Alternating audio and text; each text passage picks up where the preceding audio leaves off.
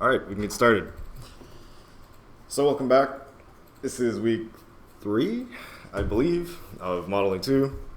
This one's going to be pretty important. If you're going to pay attention once this semester, I highly recommend it today because this is the day where we learn about the stuff that separates your baby models that you've been making from real, actual, high-quality models. And that's going to be making good quality low polys, making good quality UVs is probably the biggest one, and then making good quality bakes, which is the better your UVs, the better your bake's going to be. Okay, so if you're unfamiliar with any of that stuff, don't worry, we're going to learn all about it. In case you're looking for extra resources, last year I ran async, an entire process on this. They didn't even pull me into this course till week 4, so I made a bunch of async videos covering all of these topics.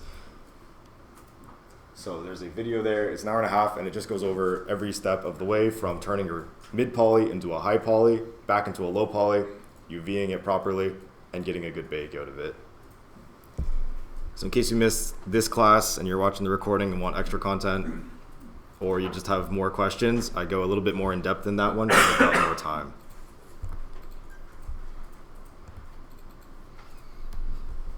Plan for the day is pretty similar to how it always is. I'm going to go over the different topics, try to cover the theory a little bit to wrap your minds around what's going on, and then we'll hop into some sort of live example using that blockout model that we made earlier of the car jack. It's not in perfect condition. I wish I had a little bit more time to work on it, but it's a high poly through subdiv. I just used subdivision. You might have seen me just cleaning it up there right before class. And then we'll turn that into our low poly later. I'll show you how. So what are we actually dealing with when we're talking about low poly? Well, you're going to end up by the end of your process with usually 3 different stages of your model, but only 2 are actually important to save in your file at the same time, and that's going to be the high poly and the low poly. So up to this point, we've worked on the high poly, no problem. But now we want to take our subdivided meshes, duplicate them, and reduce them. We're talking about low poly. Our goal is pretty obvious. It's to reduce the poly count as much as possible. We're trying to create a representation of our high poly mesh, not a copy, a representation. We're trying to dumb down every detail as much as possible in order to maximize our geo usage, which is great for real-time programs because it means we don't need to render so much. Okay. So the goal is to create a striking silhouette that matches your high poly. And there are a few different ways that we can do low polys. The 3 most common, in my opinion, are going to be decimation, retopology, and then hand dissolving. Is anyone familiar with these methods generally so far, or where you might use them? Lucas? I mean, decimation I don't touch anymore because it triangulates everything really kind of crappily. But it's fine for like basic props and things that don't move or bend.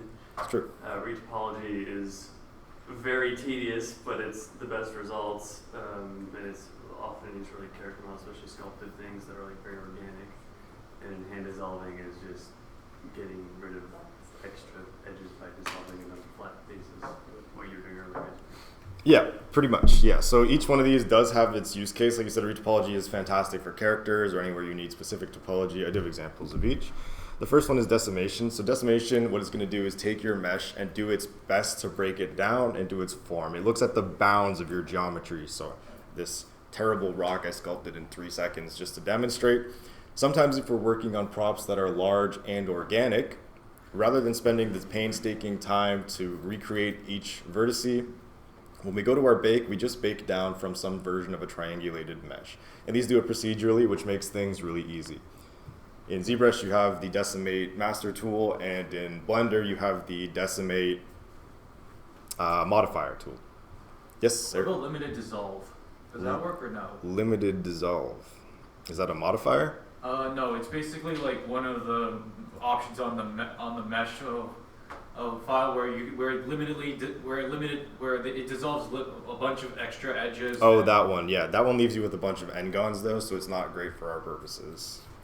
We can use that as a part of a step later, but that's not to get you a game-ready mesh. All right, thank you. With decimation, we're mainly focusing on those large sculpted props. So these props are props that start as sculpts. They're basically never anything else, right? So Last week, I showed those God of War props as an example, the ones that are high quality enough to get individual bakes, but we reuse them in kit bashing kind of ways. Those would have been sculpted right from the get-go. So the main artist who was making those would have hopped straight into ZBrush, never would have bothered touching a block out most likely. They probably would have just started making their shapes with the sculpting tools right away. And without having that low poly or some kind of mid poly to base our low poly on, the fastest and easiest way for static props specifically is decimation. The reason it has to be static props is because when you have triangles like this, you cannot bend the mesh. Take a triangle, just picture a triangle in 3D space, and try to make it go in two directions, right? You can't. The triangle's got to move, and it's always going to be what we call planar. Quads can get away with being a little unplanar, because a quad is realistically just two triangles, so one triangle can bend one way and one can bend the other way. Not ideal when it's really exaggerated, but in most cases that's how the bending in your animations and character topology works. It's just the two triangles bending slightly differently and then blending into the next quad of triangles. Okay. So we can take something like this sculpt that sits around 200,000 vertices and instantly make it something that is a tenth of that. Or in this case, I ratioed it all the way down to 2600. But it still maintains that same silhouette. You can still see the major forms persist. So this big form here, this kind of form that falls between, those will still exist on your mesh and as visible geometry, but without all of those extra details. The next one is retopology, plain and simple. I'm not going to talk about this too much because we're going to do it later when we get to characters, but for right now, what you need to know is that sometimes after we start from a sculpt for something complex, so we have organic environment pieces that we usually decimate, when you're doing a character, it does need to deform. So we need a very specific set of topology. That specific set looks something like this. It's a pretty decent example. Every character that you make, that I make, that industry makes, is more or less going to follow a pattern that's similar to this. We do have slight variations between patterns for games and patterns for TV and film. This to me looks like a pattern for games. If it was TV and film, you'd notice a ton more around the face. You'll see we have these colored eye loops, mouth loops. Gavin would have kind of talked to you about this when you were making characters in Modeling 1, I believe, right? We need that specific geometry because otherwise our rigs will not work properly. So when we get to this stage, we're looking to really match existing topology. That's when we'd use retopology. Okay, we'll explore that more later. The last one, the one I'm going to explore the most with you, is hand dissolving. So this is how the majority of your props are going to be made when you're doing sort of high quality prop work. We'll talk about the mid-poly workflow, which is separate from all three of these when we get to the environment stuff, because that's how you do that stuff mainly. And it's as simple as it looks. We're going to take all of our extra edges, so in this case in these pictures, right, any edge that does not affect the silhouette, we are going to break down. So in this example here, what's the difference between these two? Anything stand out, Aiden? One loop in the middle is gone. The one loop in the middle is gone. Pretty obvious. But you notice that the shape itself, the actual silhouette and volume of the shape has not changed one bit. Generally when we're working, we're gonna have a ton of these extra edges to hold different things. Maybe you're holding your subdivision, you've made a bunch of extra edge loops. Maybe you're just needing them for matching up other edges using the magnet tool. Whatever the purpose is, we don't need every single one of them, right? We're going to go in and dissolve all the ones that we can. So in this example, this goes even beyond just those faces that we use to, like, technically. If we look at this example, I've got a ring here on this model as well as buttons and all sorts of things like that. But if you look at the actual low poly for this model, there is not a single piece of geometry for any of those buttons, any of that ring, anything like that, right? The gap for the hold key is not there, but the button itself is because it protrudes, right? If I look at it from a flat side angle, that's going to protrude. That's something I can't fake with something like a normal map, right? All of these other details, they literally don't exist. And you're probably looking at that and thinking, wow, that looks atrocious. But this is how game models look. generally speaking. We work with quads because quads are easy, but afterwards we go back, we decimate, or we hand dissolve, and we get to a point where our model is just the lowest number of triangles it can be. In this case, as far as animation goes, I know that each piece in this model is going to animate as a whole part. So when the lid flips open, the lid itself is not bending. It's just hinging at a point and swinging open, right? The disc, when it spins, it's not flexing or bending, it's just spinning. So all of those animations, if you can do the entire piece at once, it's okay for it to be triangulated in a manner like this one, just so we can minimize the amount of triangles. For a prop like this and for a prop like yours, I'm kind of going to go ahead and give you a target of around 20,000. I didn't give a target before because I just wanted to see what people would maybe explore, but I think it might be better to tack that on, just so you kind of have a goal and are working towards something a little bit more. I always use this example, but Kratos from God of War is 60,000 triangles, and that's like the most detailed character model I can think of. So if you are anywhere near 60,000, you are way out of bounds, buddy. We're gonna drop that way back. If we look at the guns in like Call of Duty, CSGO, they're probably like somewhere in the 10 to 14,000 range, maybe 20 for like the really complex ones. So really no excuse for you guys to be anywhere near those numbers because we're not working on things nearly as detailed. But obviously we don't have the same expertise. Okay. All of those details don't actually exist.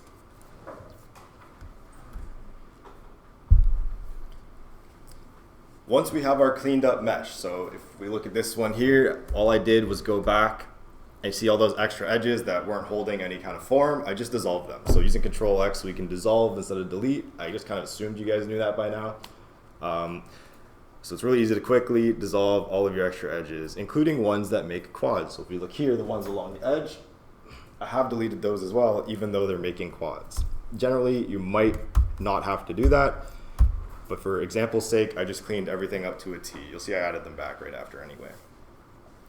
From there, the goal is to just triangulate things in a way that's clean. This part takes a little bit of practice because you need to find a good balance between a mesh that's still decently clean and a mesh that's perfectly optimized. Any ideas why?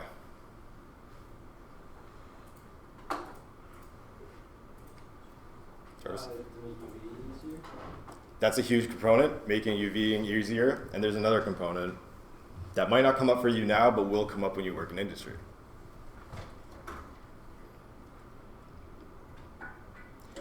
It's when your boss goes, I don't like it. If you've triangulated the hell out of your mesh and your boss goes, I don't like how this side looks, good luck. You're now rebuilding the entire thing.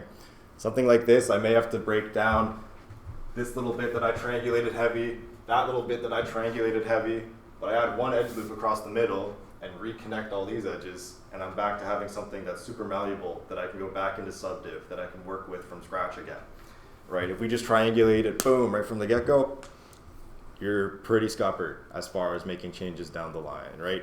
Maybe I give you assignment feedback. It will make your project better, but you're not gonna wanna do it because you're basically gonna have to restart from scratch every time you wanna make a change. Once we're finally absolutely sure that our mesh is good to go, then we can triangulate it down to a T and start UVing it, right? But while we're working on it, it's very, very beneficial to try and keep it clean. As far as the actual triangulation goes, there's a lot of things that are sort of up to preference, sort of not. Everybody kind of does things their own way. Sometimes I use a combination of both of these, but you'll see they both amount to 40 triangles, whether you're combining them all at a single point or using more of the cross-stitching method for getting rid of that bevel. Each of these models is both 40 tries, the entire model. It's not just that part, right? The difference is this one is using actual preset triangles, and this one is providing the computer with an idea of how to triangulate. If we just left this face as an end gun, the computer could interpret that a number of different ways. It might interpret it like this or like that, but there's no way for us to know for sure. So what we want to do is just sort of nudge. So we kind of talked about this, Sophie asked a question about it last week. But we want to nudge the computer into one of these two directions. I could maybe add just 2 of these loops to save some time, or just that one cut, and then I know that the computer will follow whatever kind of method I've set out for it. Okay. So once we have those established edges in place, so the computer knows what to do, we can use Control T, and that's the triangulation hotkey. So this will always result in the minimum number of triangles. But like I said, this result isn't always the cleanest. That's why we don't just want to go to our mesh, click Control T on the entire thing, and then be done with it, because you won't be able to change anything or fix anything, right? Additionally, we have the triangulate modifier. I don't have a picture of it here, but if you just go type triangulate, you'll find the modifier. It does literally the exact same thing, but in a non-destructive way, because it's a modifier, right? So it'll allow you to control how the triangulation happens. There are 2 different methods there. One's called beauty and one's called, I don't know if it's short or just face or something like that. But that also kind of controls which version of the triangulation it does if you haven't provided it some kind of leading edge. The other tool we're going to need for this is J. You're probably well familiar with this, but I thought I'd just add it here in case.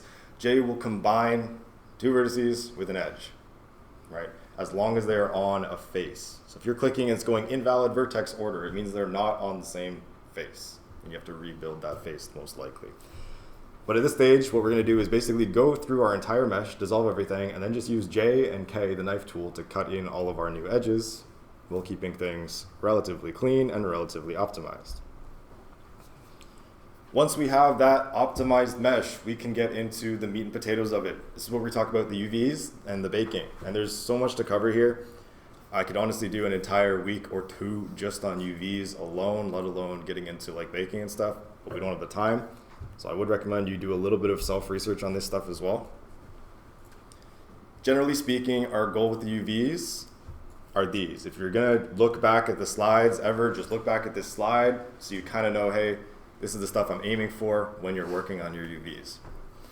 Island should be as square as possible. You want to get 85 or higher map usage with your UVs. Another rule, all hard edges are seams, but not all seams are hard edges. So a lot of people have problems with trying to determine where their edges are going to go. It's actually, when we're doing hard surface work like this, extremely simple. If you have an edge that's sharp, and I'll show the examples later, but if you have an edge that's sharp, naturally it's going to create a seam of sorts because the lighting changes from one plane to the next. So we always just put a seam there because it's going to hide it in the lighting change. The other one is to keep island scale consistent. So if you're having part of your mesh that's yay big and then part of your mesh that's yay big, and on the UV island panel, they're the same size, you're doing something wrong. We have this concept of texel density, but I'll talk about that a little bit later. Okay, so the first is square islands. Why do we want our islands to be square? Well, generally speaking, if I take this little grid here, and this is our mock-up UV grid, if I put a bunch of squares onto a bigger square, what's going to happen? As far as filling the space. Aiden? It's going to line up pretty well. It's going to line up pretty well. So these are all, they look like they're one piece, but they're all individual faces. I cut them all up into a bunch of individual faces, ran through a quick tool, and found that the selected islands make up 99.4% of my possible texture space, right? Each texture is going to have a set number of pixels, and our goal is to use as many of those pixels as possible. So things that are square are much easier to pack and fit into this, right? You might be asking, why is it 99.4%? Why is it not 100%? The answer for that is because we can't bake pixel to pixel, or we'll run into issues down the line.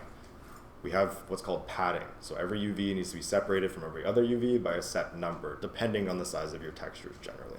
If you're using a 2048 texture, you can probably get away with a padding between 4 and 8. If you're using a 4096 texture, you could probably get away with 8 because you have so much extra room to work with. What happens if we do the same thing with circles? This is the exact same mesh. I just subdivided all of those squares, right? Now that we have all these circles, our actual area is 80%. That means as far as memory and storage and textures goes, there's 20% of this texture that's just not being used. Why does this matter? Well, let's say this is a 4K texture. If roughly 25% of the texture isn't being used, that's a whole 2K map that we're not using. That's just an incredible waste of space. So we're trying to keep this above 85%, ideally close to the 90 mark. Sometimes that means separating our mesh into different materials. And I'm going to talk about this a lot later, but it's something that I want you to know now. Often what happens is students will start to break up their mesh into different materials for different actual materials. I think that's kind of how Gavin teaches it in first year. So if you have like brass, you'll put a brass material on all the parts that are brass, but that's not how things are supposed to be done. That's how we do things in films, because we use mid-mapping and procedural textures to sort of fill the gaps. We don't even usually like have proper UVs for the film assets. They have their own methods that allow you to get closer and farther away with the camera. For games, we're just trying to optimize space. So if I go back quickly, I didn't add a slide example, so I'll just talk about it here. If I go back quickly to this model, it's made up of 2 textures and 1 transparent material. We'll talk about the transparency stuff later when we talk about shaders, but this is made up of 2 textures. 1 4K for this entire object at a space usage, I think I got to like 84 or something like that, somewhere in that range. And instead of trying to shove this disk in, right, which would just cause everything else to be shrunk to the side and cause a lot of disproportionate space, the disk itself is on a different, just 512 map, right? It keeps the same textile density, but the disk is totally separate. And our overall usage is much better than it would have been if I just combined all this into one material. It's also better than if I just made a different material for each one of these, like, oh, the metal parts are metal, 1 material. The plastic parts are plastic, 2 materials. The glass part is glass, 3 materials, et cetera, et cetera, et cetera, right? On the CG side of things, what's actually happening every time we have a material is the engine has to look up that material before rendering it to the screen. We call this a draw call, right? And the draw calls can do different sorts of things, whether it's drawing geometry, drawing faces, drawing textures, lighting, etc. You have a bunch of passes that happen. With draw calls, you have to do one for every material. Minimum 1. Depending on your shader, it might be multiple if you have multiple passes. So you're exponentially making your game slower by adding more and more and more and more materials. This is kind of an aside, but last year I made a material and a project. I think I showed it same demonstration, but last year I made a project with the class, same class as this one, and our goal was to sort of minimize draw calls. So we got this down to like 80, 90 draw calls, and the way we did it is we used literally a single texture for the entire environment, right? Which means you have 1 texture that has to be loaded into memory and 1 material call, basically, right? So you can imagine when it draws the frame for this material, it's actually just drawing the entire scene in one go. It's going to be a longer frame time, but it's not nearly as long as rendering 6,000 different materials, right? So do keep that in mind as you're breaking your material down. I'll talk more about that when we get to texturing and stuff, how you should break down your materials. For now, just know that you should not have a material for every different type of real life material. That's not how it works for games. We have masks. Okay. Aside, back to getting to the squareness of our meshes. What do we do when we have meshes that aren't square? Right? Super common. I've got this curve here. That's something that's awful when it comes to using up UV space. Unless we have a series of smaller curves that eventually become a square, it's not going to be good for UV space. What can we do? We have tools that let us rectify our curved UVs. Essentially what's happening here is it's just taking this, imagine if it's pliable, and bending it back to straight.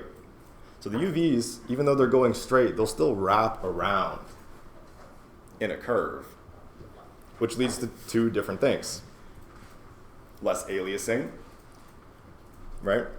So we use texels, what do we call them? Pixels. We use pixels on our textures, and pixels are what shape? Square. But the pixels can only be so small or so big. So what happens if on this top one, that part that's diagonal, it's kind of going between pixels, right? You might be cutting a pixel in half. And what happens when we cut pixels in half? Well, usually we'll average between the 2. It'll look bad. It'll look bad because the pixel can't be this part and that part. When you cut it in half, it's just one pixel. That's what aliasing is. You're probably familiar with the term through all the playing games and making games you've done. But aliasing happens when we have details that we're trying to make between pixels, right? We have anti-aliasing, which tries to blur along those edges to sort of fix this issue. There's old games like Mario Galaxy, you look at the pixelization of Mario, that's the aliasing happening because he is Kirby and the screen is pixely, right? So when we make a square, we have less aliasing, we have better packing, we have easier texturing, right? Imagine I want to make a pattern along this edge, right? I'm making a pattern. Well, you don't have any tools that really go in a curve like that. You might, but if you're in Substance Painter, and let's say you're just drawing out this curve and you just want to use like the Photoshop shift right across in a straight line, that straight line will now go around your curve. So it becomes way easier to texture things. But if you have text on your models, right, that goes around a bend, good luck. We don't even have tools for that because your UVs are just supposed to look like this in the first place. Okay, so even though up there we have better accuracy technically and less clamshell, which is when your bake doesn't quite match the UVs, we're generally preferring to rectify our meshes. I'll show you the tool and give you the link for, I think it should be free, so it should just be on the Blender thing. We'll have a few tools to download when we get to the live example part, one called Text Tools. If you search it up now, you might be able to find it, but that's like the main one. Okay. Yes? In the previous example, what if like my texture for some reason I wanted it to be straight lines all the way down and one of those lines would fall on that curve? Like what would I do in that kind of case scenario? So when we get to the texturing, there's two ways to texture. One is to texture from UV to model, and the other is from model to UV. So you can do the straight lines in the 3D space, and it will auto-adjust them for your UV space, or vice versa. So depending on that. But you don't have that flexibility if your model and your UVs are all the same. Yep. With like UV packing and stuff like that, how is it worth most of the time using an add-on to like procedurally pack stuff, or shouldn't you be doing it by hand most of the time? Is it worth it? Yes, if you learn how to use the tools properly. I use one called UV Pack Master. It is by far and away the best one. It is a little bit pricey, but it literally runs an entire separate engine dedicated on your GPU to just packing. So it's not even really an add-on, it's just its own program. It's good and allows you to do a bunch of things like set island scale. We can talk about this more later in the live example, but let's say I have a screw, for example.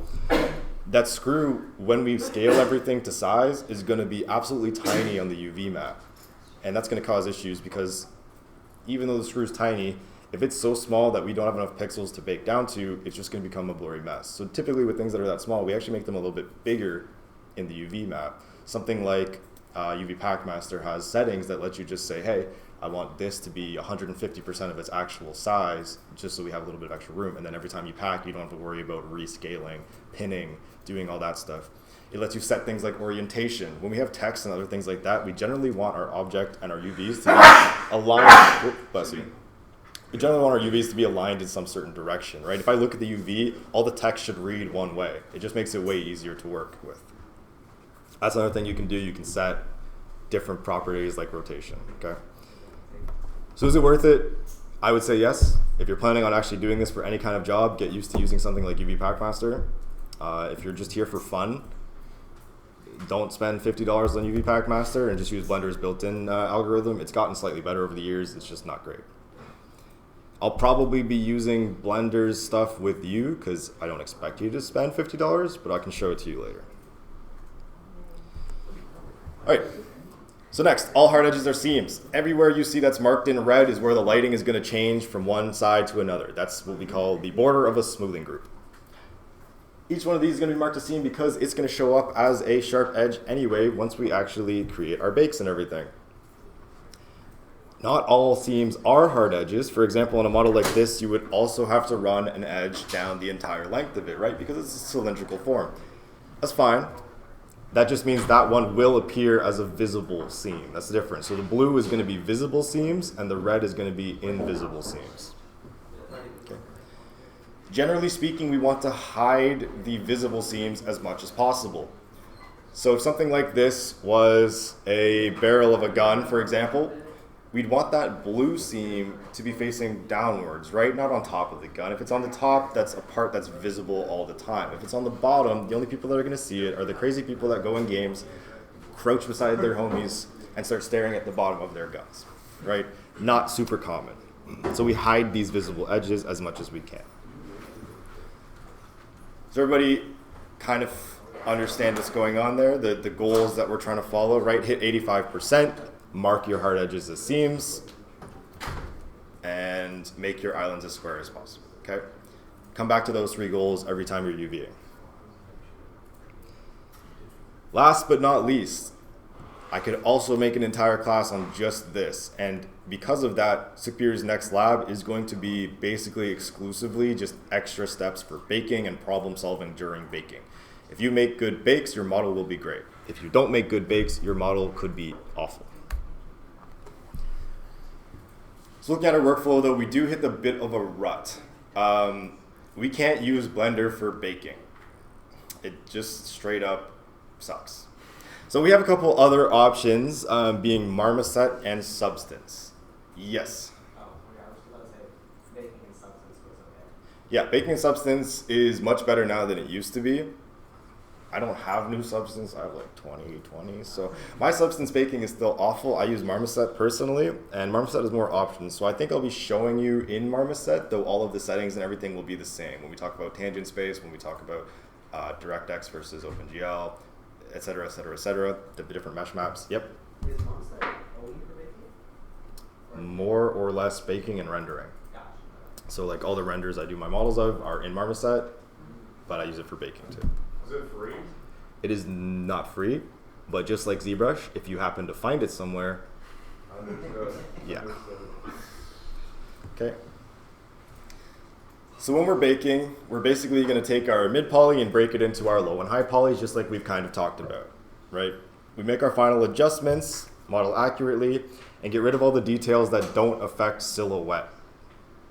Don't affect silhouette, right? Those details will come through in our normal map. I feel like you should all be familiar with normal maps, but just give me the peace of mind. Everybody knows what a normal map is, right? Cool. Does everybody know how a normal map works? Not really, to be honest. Iffy, ishy. What's up, Eric? Normal map works basically by determining how much like the computer should render, like pretending that the face is kind of extruding to so that details can like render out the normals in the computer graphics. Sorta, kinda. I'll explain it. Basically, what's going on when we render anything is typically we're using a model called Blinn-Phong, which is either a vertex or face-based rendering. That means it's going to light your entire face in one way. We have a different variation of this. That's the Phong one, where it kind of averages between the faces. That's how we get those weird-looking models in Blender. If you just take something and you go shade smooth, they're all subdivided. If you just take something like a cube and go shade smooth, right, it's going to average between all the faces, and that's why you get this really weird look.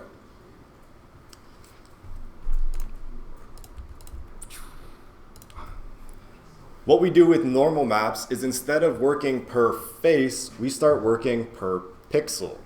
So the normal map, that information, those 3 colors, each one represents a different direction that the light should bounce.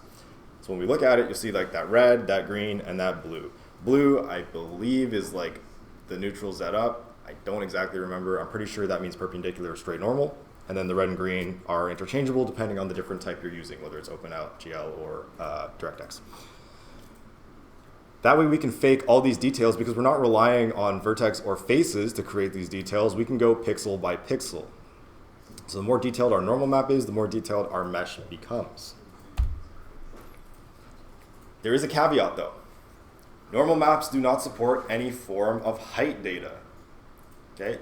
When we're baking our normal maps, we're basically imagining we're baking one flat plane that is the face to another flat plane that is the bounds of whatever we're baking down. So in this case, the bounds would be like the top of this nut and bolt. But you see when we look at the low poly example with the bake, right? Again, remember, there's no extra geometry on this one. It's just flat, right? All 4 of these examples look identical. Okay, just adding height to our bakes doesn't actually affect anything. There's things this leads to. We can use examples, floaters. We can float detailed meshes on top of our low poly mesh without any actual connecting geometry. It can literally just sit on top and be baked down because we're not worried about height. As long as it doesn't affect the silhouette, we can bake it down like that, right? And it's not just normal maps. We're actually going to be baking a ton of different maps. And this is where you kind of got to use your noggin. You got to think a bit about the workflows you want to use and the different ways you want to texture things. Here are some examples of mesh maps that we will be baking probably soon. These are like probably the default 5. I think I used Substance to bake these, so I think these are the ones that you get in Substance, being normal, position, thickness, curvature, and ambient occlusion. Has anybody seen all of these before, other than Lucas, who I know has seen all of these before? Jarvis, you've seen them too? Eric, you've seen them? Okay, that's good. That means we have something to talk about and learn about going through. Normal map, we just talked about, right? Next is position. This is basically a representation of 3D space of your object, but in 2D space. Gives the computer an idea of where your faces are going, where they are. A good example for a use case of this. What if I want a shader that makes the top half of my objects snowy? Well, I need some kind of way to know which parts of that object are facing certain directions, or if you're using just the basic position, not world position, just what parts. Maybe you can just make the top half, right? Maybe you just want one left side to be broken. That's something we can do with position. The goal with these maps is to make new masks, which we'll talk about a little bit later. Right, thickness, the thickness of an object. If you're making something transparent, maybe you want something where one part's more opaque than the other. Curvature, this one's probably going to be the most useful to you. Every object is going to have an edge, convex or concave, and we can do different things with the curvature map depending on. So if we think about, I don't know, a convex edge like this one, right, the front of this table. That is where a lot of edge wear is going to happen. And on the curvature map, we mask this as white. We can use that white part of the curvature mask to just select all of the edges all over our mesh at once. So you're not sitting there going and painstakingly marking in every edge and every edge detail. Same goes for the other side of the curvature. What are we typically going to get in the convex grooves? Concave, sorry. What's an example of something that gets in convex grooves? Think of like concave? Concave or convex? Sorry, I keep saying concave is downward in. Yeah, concave. I keep saying convex. Concave, so like in between, I don't know, right in front of your desk, you have this little like pencil slot. What's something that would accumulate in that pencil slot? Dirt. Degree. Boom. Right, so we can use a concave mask to find those areas and put dirt there. The goal with all of these mesh maps, there's a whole bunch more. Depending on your workflow and what you develop, you can use different ones. ID maps for creating different color variations or just making texturing easier. Height map for doing actual parallax occlusion or real tessellation. Opacity for transparency. World space normal for more of that like shader-based stuff. Okay? These mesh maps do not necessarily go into the game engine. Maybe they do if you're working on a specific workflow, but generally they're not going to make it in the engine. What they do make it into is our texturing package. So we'll take all of these mesh maps and we'll put them in Substance Painter and we use them to create different masks and details. So in this case, if I use AO, the same places that you find ambient occlusion are the same places you're going to find things like dirt. Okay? So what I did here is use the AO mask, right, where black is nothing. Are we all familiar with masks? Do you use like Photoshop and things like that? White is 1, things will show. Black is 0, things will not show. So by default, the AO mask is white with black where the AO is. If we quickly invert that, now we have white, which is what we want, where the dirt can go. We can overlay a texture on top of it using multiply to create some variation. And then we can use another levels to adjust how much dirt there actually is. That's the process I used to make this really quickly, right? So you can imagine if this was an actual mesh, that we'd have dirt in those areas now, okay? The last bit of this is modeling for baking. How do we make actual good mesh maps and normal maps and things like that? Well, we have to take a bit of a different approach sometimes to our modeling. Because we're baking it down and not leaving it as real geometry, we typically have to exaggerate things. If you have a curve, make it curvier. If you have a hole, make it deeper.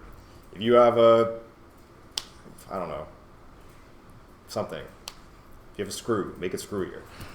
The goal is to have things show up in the normal map. So if we make something that's flat to flat, remember height detail doesn't matter. Flat to flat, it literally will not show up. You could have two objects on top of each other. When you bake the normal map, doesn't exist. Right? We're just looking at the differences in how light's affecting it, not the difference in where it is. If we have something like this without any bevels, we're going to get very sharp transitions between our faces. So this is our flat face, another flat face, right? Same color because we're not worrying about height information. And then we have these bevels inwards. Or chamfers, I guess those would be, right? When we actually start to bevel the surface, so a beveled cube sitting on top of our flat surface, we will start to see a nice transition between our flat surface and our other flat surface. And then finally, ideally, when you have things like a slope, we get nice transitions all around and an actual perceived depth, right? This doesn't really have any depth, even though it's a whole ass cube on top of a flat plane. This, even though it's the same size, has so much more depth, right? So when we're making our holes, we're not making our holes straight down. We actually have to move them down and then sink or shrink the bottoms so that they show up better on the normal map. We're exaggerating all of our edges that we're baking down. Okay. Last is shading. I shouldn't have to tell you this. Pretty sure I showed you this exact same picture last year. Shade smooth your models. It's really simple. This is like modeling one stuff. This is stuff I harp on them about. I don't think I need to harp on you guys about it. Please shade smooth your models.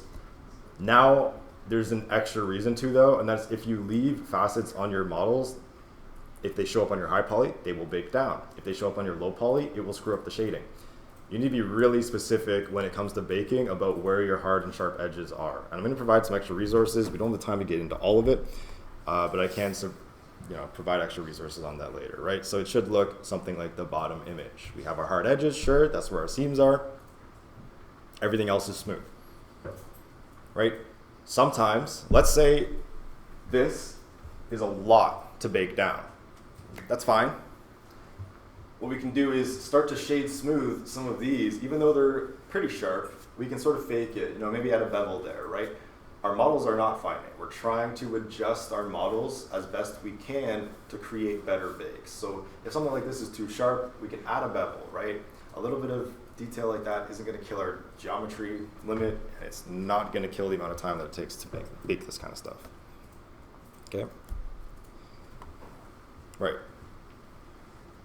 So that's baking. That's the general process. We'll talk about the nitty-gritty when I actually go do it pretty soon. But I needed to introduce you to baking before I could come back to UVs a second time, because there's even more. UVs again. Now we're going to talk about overlapping UVs. This is the last topic as far as that stuff goes. Overlapping UVs. So there are going to be a lot of times when you're making these models where we can reuse different elements. So in this case, this radio I made, we have something that stands out. We've got 3 of these little things that are identical. When we're baking down or texturing or doing any of that thing, what we can do, what we call overlapping these UVs. We don't need to bake down 3 different times because this is going to share the same normal maps. It's probably going to share the same textures. So we can actually put UVs right on top of each other. But there are 2 issues that come up with this. If we're baking something like ambient occlusion, you can imagine, right? Each one of these is going to end up with a different ambient occlusion map. That's a problem. Because let's say this one here on the left, it's going to get ambient occlusion on its left from the one beside it, as well as on its right from the edge of the box. But if we're sharing these maps between them, now this one has ambient occlusion on it, on its left and its right, even though it's just out in the open. There are 2 things we kind of have to do to fix this. One is to just move the geometry far away, right? And the other is whenever we have these overlapping pieces, we need to move the UVs one set over. This is a bit of a complex, bit of a weird topic. But we have two of the same models, and I did not use Alt-D. I used Shift-D, because if you use Alt-D, they will share the exact same UVs. If you use Shift-D, it gives you the opportunity to move them over. If you use the array modifier, you'll also find it has an option for UV offset, and that's where you can move it over automatically per each array element. Okay? We work in the 0 to 1 space, all right? But Big UV has been lying to you. We do actually have beyond the 0 to 1 space. We have the 2 to 2 space, the 2 to 16 space, as far as we really want. But the main thing we need to know is that all of our programs, when we're making these maps, work exclusively in 0 to 1. But our engines read 0 to 1 and 1 to 2 as the same. So what this means is that if we have another set of UVs that's in the exact same position, right, just one UV set over, it's going to share all of the data from this bit,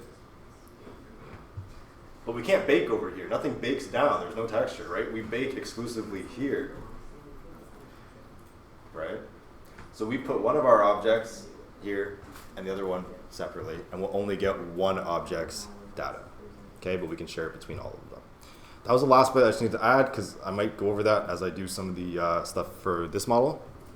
And it's something that you should definitely consider if you have overlapping parts or repeating parts on your mesh as well. Yes, Sophie. How does that help with the ambient occlusion? I understand what you're saying. I'm just not going in my head right now. So if we have these overlapping, it's going to bake the ambient occlusion for all three of them to the 0 to 1 space. So it's going to 3 times. So you've now got ambient occlusion for all three of them on the 1. Okay. If we do this one, this is the one we're going to bake, and those two are in the 0 to 2 space, or sorry, the 1 to 2 space. They're not going to bake down in that 0 to 1 space. So we'll just have the ambient occlusion that's affecting the base of this, right? Which we can use on those other two. It's not a perfect representation, but we don't need a perfect representation. Something like that's more than good enough. Well, the engine handles the rest. If that makes sense. It's still not making sense to me because sorry, I need to explain this because That's I'm trying okay. to understand. Yeah, no worries. To me, if you're moving it over and then baking it and then all that information is going to the other side anyways, I don't think I'm understanding how the two ambient occlusions are going to work, and I think that's where So the one you're putting in the 0 to 1, the one you're baking in data from, is the one that's not going to get shadowy parts from the box, the reason that solo one, right? And engines, they tile the texture, so it'll have the textures baked out from that first one, but then it'll still display on those next ones because it tiles infinitely in an engine. So even though they're right beside the UV, when you're playing a game, that texture from the first one falls through to them. But that means when you're baking, it doesn't bake with the data of those top ones, only. Oh, thank you. Yeah, exactly. Thank you, Luis. Thank you very much. And Edmund, you had a question too, right? Same question? Okay, yeah. So that's generally what's happening. That's why we move it 1 over. If you moved it 1.05 over, not going to work. It needs to be literally 1, like identical, just 1 UV space over. Okay. All right. I don't know what time it is. It's 9:20. Okay. Well, that was a lengthy-ish explanation. Now let's talk about actually sort of what this stuff means. Does everybody have a high poly? Just by chance, I kind of mentioned that you maybe want to bring one this week. That would be helpful for continuing. If you don't have one, it's okay. I recommend rewatching the lecture when you get to the high poly. I'm going to take you through the process now of making a low poly, and then we'll go over all the details that I left out because I didn't just want to information bomb you. So first and foremost, we're sitting here. We've got this high poly. It's not super detailed because I ran out of time to work on the little things like the springs, but whatever. First issue. Nothing is named. This is going to be a major issue later. For now, just know that we need to name things. So we're going to start by going through here and naming everything. Doesn't need to be named anything in particular, but it needs to be named something in specific. And that thing in specific is it needs to have a postfix of high or low. This is going to tell our baking system, whether it's substance or marmoset, what we need to bake down to what. So in this case, we'll just start doing random stuff. So I'll go ahead and name this like arm_high, right? This is technically my high poly. Move this around, check what it is. Second arm_high. Make sure your naming system is consistent and make sure you name everything. Second arm plate_high, right? I don't need to name them what they actually are. I don't know what the parts of a jack are called. The large part, I'm just gonna call it base_high, as long as you kind of remember it. You can hit F2, by the way. That's how I'm renaming it, just like it's Windows. F2, wheel housing_high.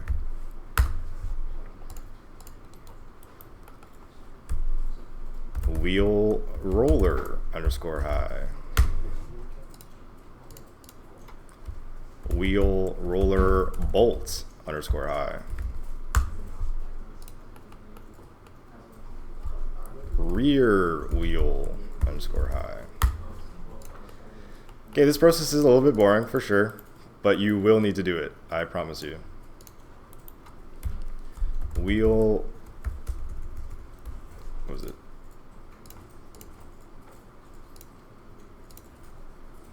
Wheel roller washer_high. Wheel roller nuts_high. Wheel roller screw_high. Okay, so if you haven't already, go through, take the time. We're gonna name everything. Just gonna combine these. There's no reason for them to be separate. Top plate rivet.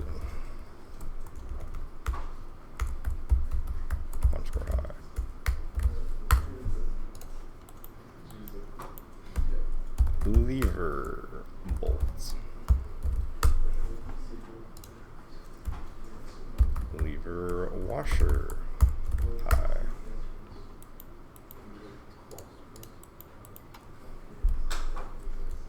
Arm axle high.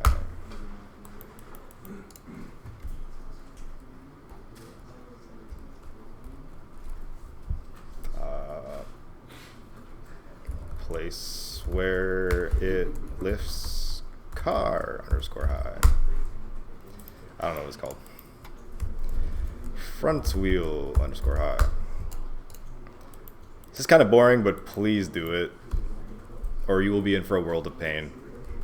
Front axle. That also helps. Front axle_high. Usually I do because I was demonstrating in class. I didn't want to just stop and start naming things. Side bolt_high. Side nut_high. Although I'm probably just going to reuse this nut, so there's no point really.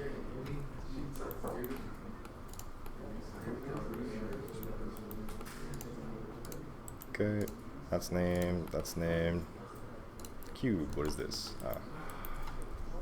Top plate. Cube 05.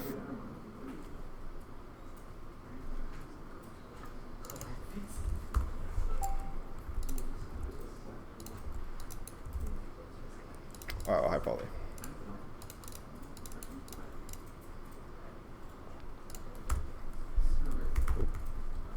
Rear brace high. Again, what you name it really doesn't matter that much. Just make sure you name everything. Cylinder, handle, front, handle, rear, lever.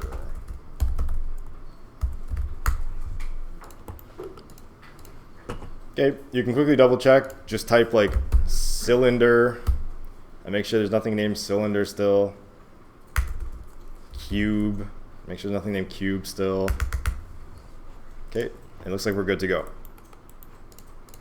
So now every piece of this is named. We're going to take it all. So just select every part of your mesh. I'm going to hit M. I'm going to hit new collection. And just call this high poly. Right, we just got to keep this stuff separate. I'll turn on screencast.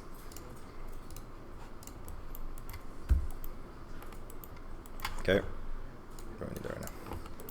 So now we have our high poly, quote unquote. Yours would be probably more detailed than mine. Set up in a collection of its own. We're going to duplicate everything again. Shift D, duplicate it all again, and move it to a new collection. And we're going to call this one low poly. Okay. Up here in the collections browser, we can actually turn off collections. So I can turn off the high poly, and now we just have low poly. Delete the extra empties. And you can see we have all of our objects duplicated and with the title of high.001. We need that to say low battery name. So rather than sitting here and going into each individual one and going like, oh, low, we're going to select everything and hit Control F2. Okay, and this is going to pop up the battery namer. So there's pretty simple. We have find and replace for objects or other different things. We're going to leave it at objects. We're going to go find and replace. We know because we named everything properly that everything is listed as high.001. Right? We're going to use selection so we don't accidentally rename our high poly stuff because that does need to say high. And we're just going to replace it with underscore low. Make sure it's case sensitive. And hit OK. So it says 26 objects. That means we did it right. Boom. Now all of these are low polys. We'll leave our high poly tucked away for now. And we'll work on our low poly. So the first thing I want to do is just get rid of all the modifiers. Pretty simple. Just get rid of it. But the second thing I want to do is get rid of all of our mirrors. Okay, so this is actually pretty easy because basically none of these have modifiers other than a mirror or a subdivision, right? Mirror, subdivision, bevel, subdivision. So what we're going to do is just delete all the modifiers off of one object, select everything, click the object that doesn't have anything, Control L to link, and copy modifiers. And it will copy the lack of modifiers. So now nothing has modifiers, and we have a clean base to work on to create our low poly. But you'll notice everything that we mirrored over, no longer here. Okay? Perfect. We do not want it there. Everything that we're mirroring, we're generally not going to see both of them at the same time. Like, we're not going to see this wheel and this wheel generally at the same time. Like, underneath, you're not really going to see that. If we're like a person in game, you'd be seeing it from angles like this. You're not going to see this wheel and this wheel at the same time. We don't need an extreme level of detail or unique detail on each of these wheels, right? For the front wheels, it might be a different story, but on like the back wheels, on this back piece, on this back axle, we probably don't need to use the texture space for both. We can get away with just one side, right? So what are we going to do with that mirrored bit? Well, I'm going to take my offset for my UVs and just hit 1. This is why I want to show you this before we got to it. Now, technically, right, if I apply this mirror, just for example, you'll see we have identical UVs for the second side, just one spot over. Right, so the mirror modifier does that for us. Super easy, super simple. Now we don't have to worry about it too much, right? And on a prop like this, it doesn't really matter too much anyway, because you know it's symmetrical, that even if I bake both of them over top of one another, it's going to be the same. But this way I can guarantee that we're not going to have any issues because I'm only baking one. So we'll delete this one again and add that mirror back, right? When we go to actually bake, we're not even going to have this part in. So we have half of our mesh. All of the other pieces, right, these are pretty big, they are pretty important. So we do want to give them unique textures throughout, right? Maybe not this one. This one doesn't deserve unique textures. So we nuke half of it. Okay. You will end up with symmetry on different parts like this one, where everything I do on this side boop, boop, boop, boop, is going to match identical on this side. Sometimes this makes it really obvious where your seams are, so generally you kind of want to avoid putting it on areas that are super visible front and foremost. So even though this bottom one here definitely doesn't deserve it, this top one does. So I am just going to mirror this one over. Dead center. And apply. And we can get rid of this inter one. Okay. We now have a good base to start making our low poly, and we're just worrying now about the silhouette. So we can start going in and taking out all of our extra loops. In this case, I use subdivision to make the high poly, so we have a bunch of these supporting holding loops, right? We need to go dissolve all of our holding loops. So we're just picking them, dissolving them, right? These edges here are meant to just hold our subdivision shape better together, but they're not affecting the silhouette anymore, so we can get rid of them. We don't need them. This one, same thing. Boom, boom, right? This should be a quick process. We're just dissolving stuff. We don't need to worry about where everything was. Dissolve, dissolve, dissolve, right? Dissolve, dissolve. Dissolve, dissolve, dissolve, dissolve. And we're working down to as bare bones as we can.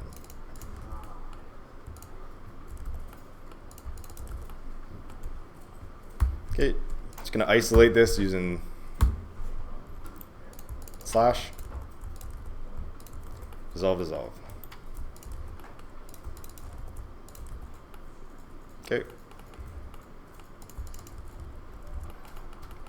And with that, we've created our first low poly object. We deleted all of our, yep. So with like initial blockout, we like weren't worried about endgons at all. I assume we like care about them here again. Yeah, this is where we start getting into triangulating. This one is like, there's nothing we can do literally to make it any more optimized. It's like cylinders in general have to have their shape. We could do something like this, where this larger form, we definitely need that much geometry to support, but this inner form, we might not need that much geometry to support. So what we can do is start collapsing edges in here.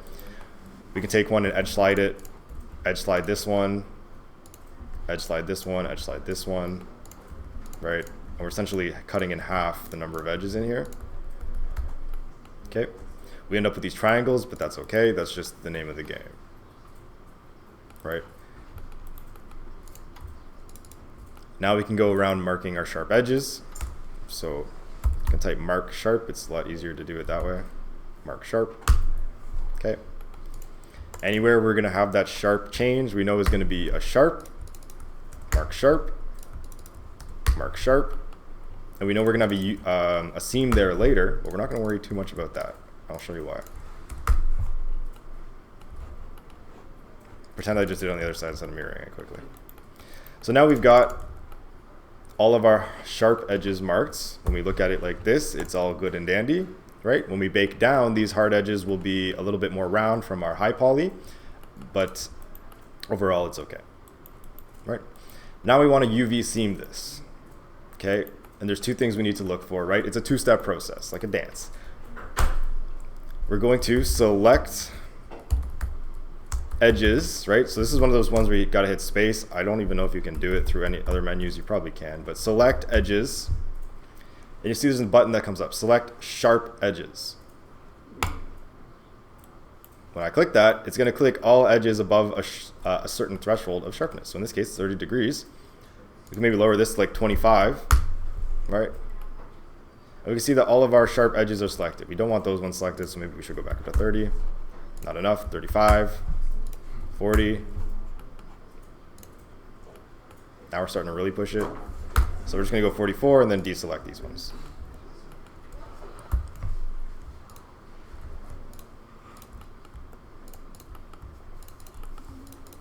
Okay, so with all these edges selected, you just, those are supposed to be my seam hotkeys.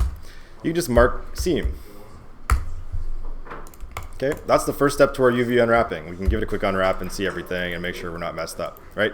Oh, we are still messed up. Okay, so where else are we missing seams? Now that we've marked all the hard edges, which is what you should do right away, we can get into marking the areas that need seams that aren't hard edges. So in this case, we have a cylinder. This part can't unwrap, right, unless we have another seam. We know now that our next seam that we place is going to be visible. We've marked the hard edges. We have no more non-visible seams. Where do we want to put this visible seam? The bottom, right? Because unless this is rolling, which it probably isn't, it looks more like a static prop, it's never going to be seen. So we can just Control E, mark seam. Okay, we'll give it another unwrap. We still have an issue. Where else are we doing the same thing? Well, we've got it in here as well, right? So this is essentially the same thing. It's a loop. We need a seam somewhere along this loop. Okay. This one's a little bit unconventional. Again, think of the viewing angle of this. Where are we seeing this from mostly? The top down. So we're not going to put it on the bottom this time. We're going to put it on the bottom of the top, right? Simple enough. We mark this as seam. Give it another unwrap, right? We still have another issue just because I didn't do it on this side.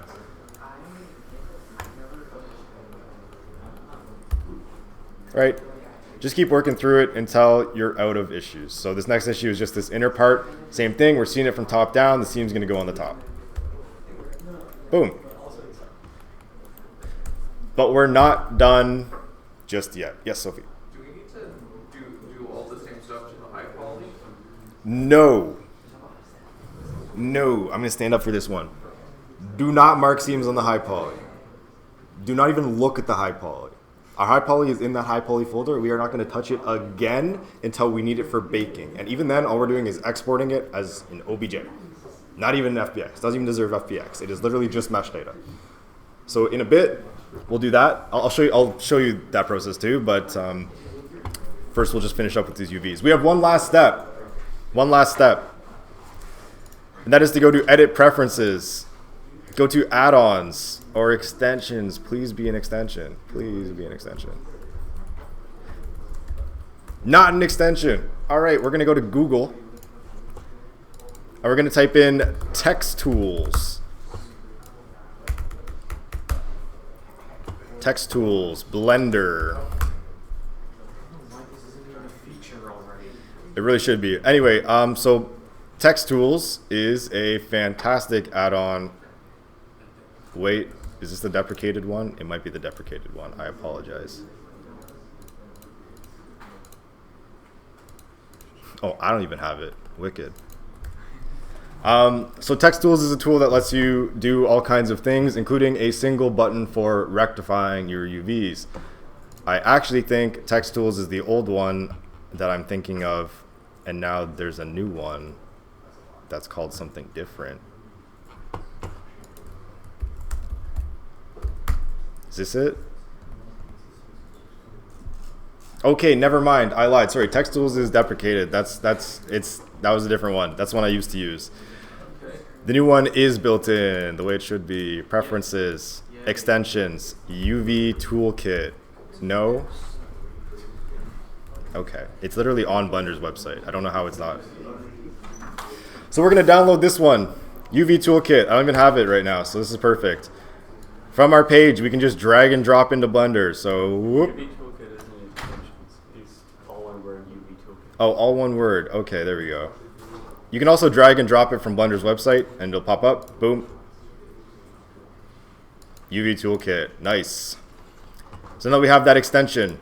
You'll see it pops up in our UV panel, and we have a bunch of options for helping us work with UVs, many of which are super useful. But the one we want to focus on right now, right here you'll see straighten UVs. There is a process that we can go through to straighten these ourselves. But it is tedious, it is long, it takes like 3 minutes just for one UV island. Or I click L, and then I click straighten. It's now a square. I'm gonna do this for the next one. L. Or I guess I could just go into island select mode. Straighten UVs. You could even bind this to a button and then just do it super quickly, but this is generally quick enough. Straighten, straighten. We're gonna grab all of our loops, straighten. You'll find there are some that we can't straighten. Any guesses why we can't straighten this one? Aiden? Doesn't have a seam. Nope. No, it's because there's not enough, the same geometry on both. I think. That was the one that you... Also nope. Has triangles. Has triangles. So the method that you use for this kind of stuff is called follow quads. The actual unwrapping procedure is called follow quads. You'll see this sometimes if you go to unwrapping. You'll see follow active quads. So if I select just this edge, for example, just this loop, unwrap, follow active quads, length average, you'll see it already unwrapped straight. What's going on here is it's taking each quad, grabbing the edge, pushing it into the next spot, and seeing if there's another quad. That's basically it, right? So it's just using your topology's edge flow. When we have triangles, what do? We stop edge flow, right? We can't add proper edges here anymore. They stop short. So we can shorten between here and there, right? So if I grab this and straighten it, you'll see, right? We're straightening one portion of that. That's why it's going from here to here and then going, I can't go anywhere else. Okay, it's no longer having active quads to follow, right? So that is one downside to doing things like this. We could theoretically make this quad based if I was to go in here and kind of like, boop, pretend I did that all by hand.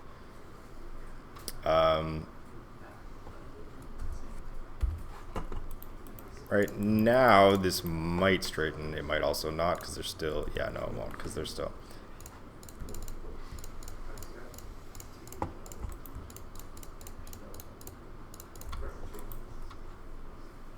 All right, we'd have to add all the extra geometry. Anyway, so it's not gonna be perfect every single time. We could do this one by hand, but most of the time when you have these kind of situations, you just kind of leave it. Okay, so we'll re-unwrap and continue. Straighten, you do kind of have to straighten these every time, which does kind of suck, but it really doesn't take that long. Straighten, straighten. Okay, cool. Once we have all these, we can repack things. Or not. Never mind, forget I said anything. If we just normally do the UV unwrap, right, it's gonna undo all of our work. We don't want to do that. We just want to repack it. Just use Blender's UV pack. I didn't even know it had one. Yeah, pack islands in the middle. There's also average island scale, which averages the scale based on your stuff. Yeah, we have to do that as well. Okay, cool. These are new. These didn't exist before. Average island scale is going to make all of our textile density the same. And then pack islands will let us pack the islands, it seems, without, there we go. Cool.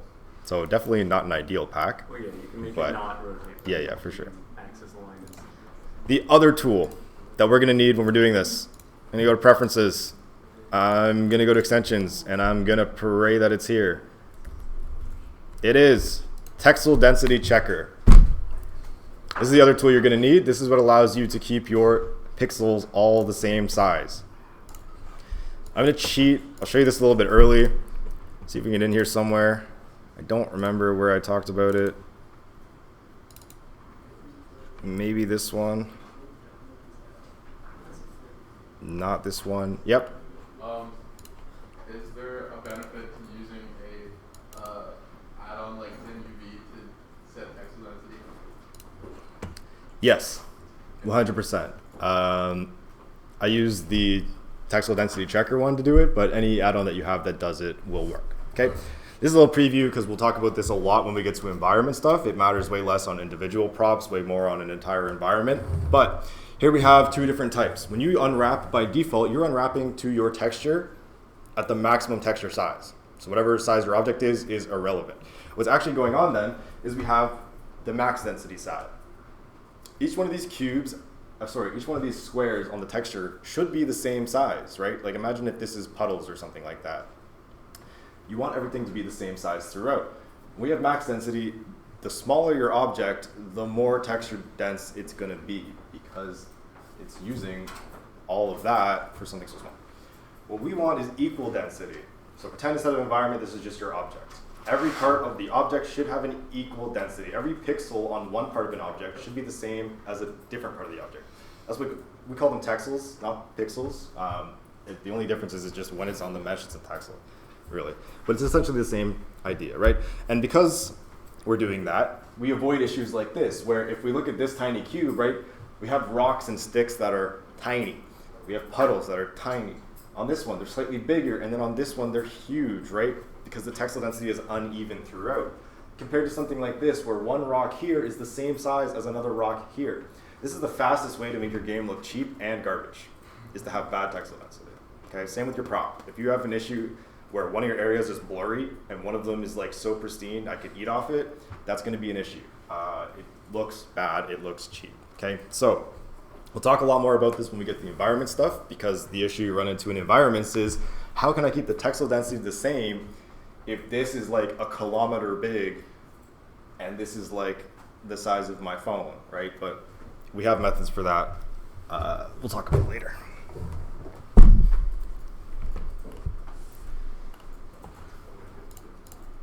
Okay. So with textile density checker installed, we can pick a specific textile density. For a hero prop like this, we're not going to do an overarching world textile density. So here it is. Right? If this was our game, we would pick a textile density right from the start. Something like 512 pixels per meter is pretty standard, where every meter of real world space, you're using 512 pixels, right? Very standard. For something like this that's a prop, we don't need to pick a specific amount. What we want to do is unwrap everything, get a general idea of our textile density, and then when we unwrap more stuff, we'll just make sure it's all even, right? In case we need to make a separate texture, like with that CD, right? What I did was took my main part, the CD player, calculated the textile density, and then applied that textile density back to the CD to see what size texture I needed for it.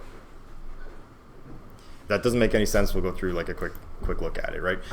So Lucas has just shown me there is a average island scale button, okay? And that is essentially going to average out the size of your UVs. I'm gonna see if I have, let's do it like this. If we go to materials, sorry, and nope, okay, I gotta go to new UV grid. There we go. Make a new material and apply the UV grid.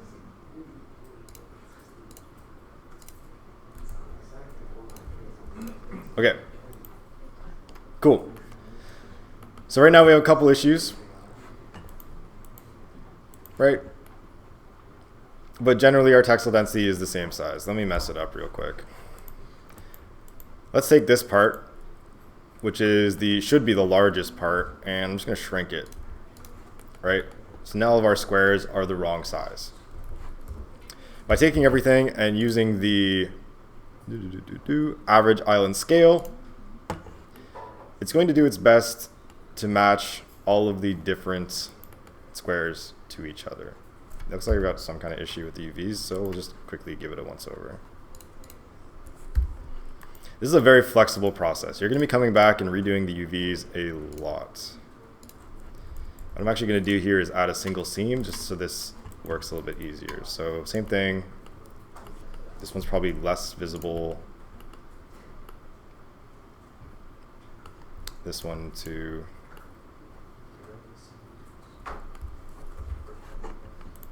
Okay.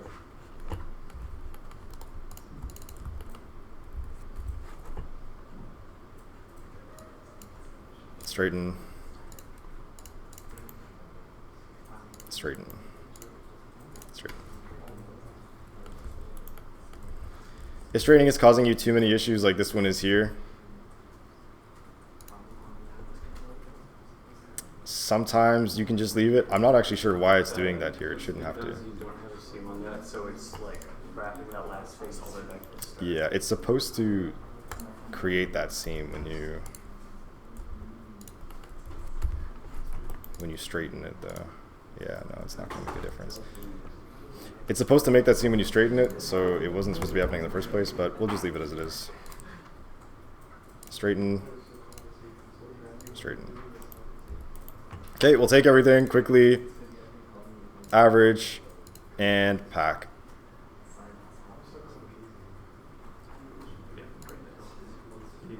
Exact, yeah. Concave, don't rotate. Set to, okay, that's not bad. Cardinal rotations. Cool. Cool, much better. Okay, so we've got one object done and our UVs look nice. I don't care where they are right now because we're gonna have to unwrap everything together later at one point, right? So I'm just making sure everything's clean for the time being. And once I know it's clean, we can move on kind of the next object. I'm gonna just copy everything and link this material. Okay. And now we can go from here and just sort of clean everything up. So we have UVs on this one kind of already. We'll go through this one, same thing, right? It can be a quick process. Select sharp. Select sharp. Sharp edges. Go unselect the ones we don't want. Mark seam. Unwrap. Okay. Just make sure there's nothing breaking. Looks like there's a little bit of an issue here, so we can find out where that is. Clean it up quickly.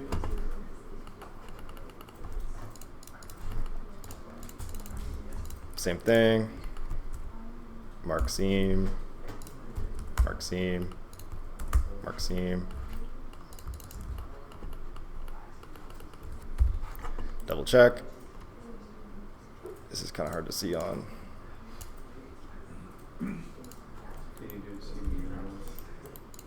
There's no seam in the middle.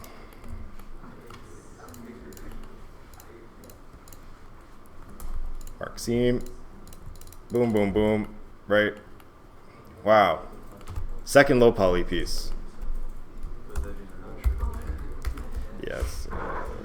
It's not there.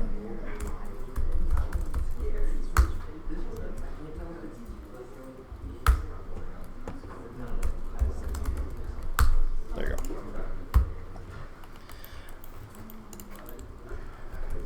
Okay, cleaning this up now, right? So we have all these subdivision loops we don't need. Gone. Gone. Gone. Gone.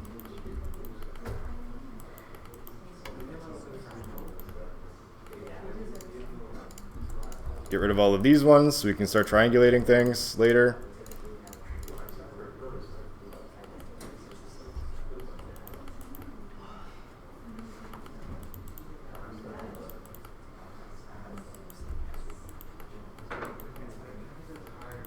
I'll see, this isn't that bad, but. And we'll just clean up this corner using J. So just combining that edge, J, or in this case, we could probably just Control T because it's not that much.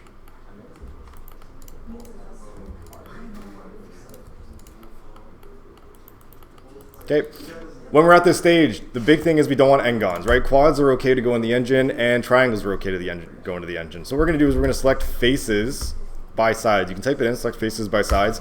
And what we want to do is just go down to equal to and set it to greater than, because if it's greater than 4, we still need to work on it, right? So in this case, it shows us that these two are still n-gons. We don't want those n-gons. We're just going to clean them up. J, and we can just triangulate like this. Okay, great. Same process as every other prop. Select sharp. I'm in vertex mode. Select sharp, deselect the ones that you don't want to be sharp. Okay, these ones. There's also an extra edge there we can delete. Whoop, one more.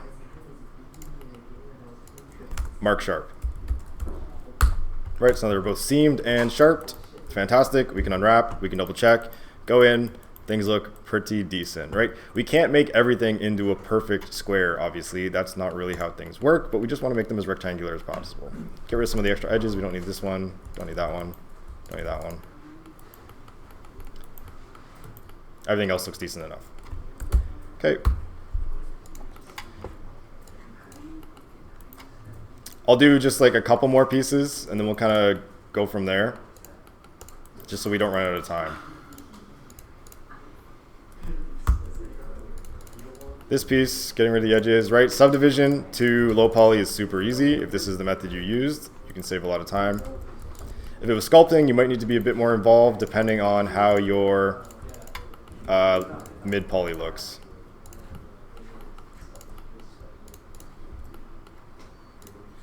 Okay, dissolve this.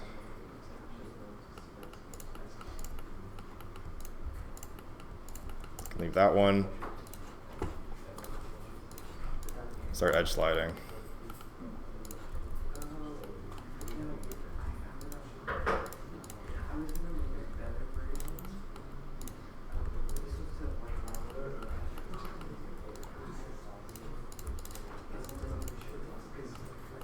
Okay, kind of got to do the same thing on the inside here.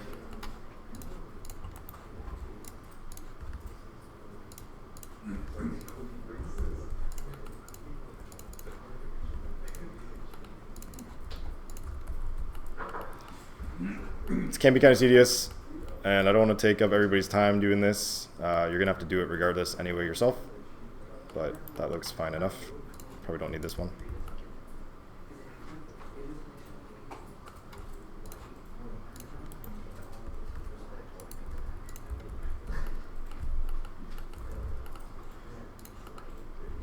Okay. Same process as always. Select sharp, deselect the ones you don't want.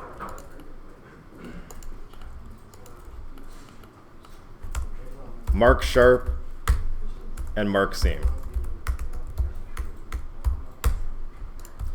From here we'll unwrap it, check where it's broken. We already kind of know because we have the cylinder that we don't have a seam on. Again, the least visible side's the bottom.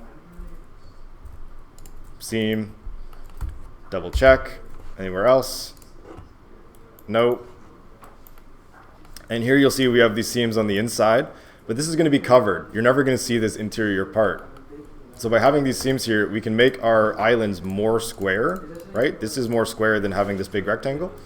But even though it seems visible, we're never going to see it. So it's fine to add as many seams as we want. Right? Okay, boom. I think for demonstration's sake, I'll leave it there so we can move on to the next bit. I'm just going to hide all the parts that I didn't UV. I'll put them all in a new collection for now.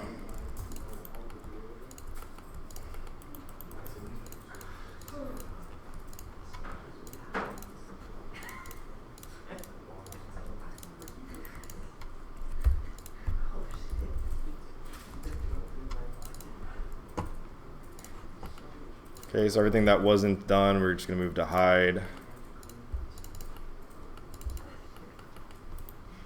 Cool.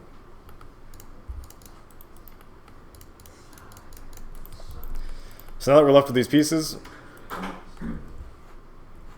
we can select everything together. I'm going to UV everything together. I'm going to unwrap it. Or if you've already unwrapped everything to a T, you can just select everything, come over here, average island scale, and then pack.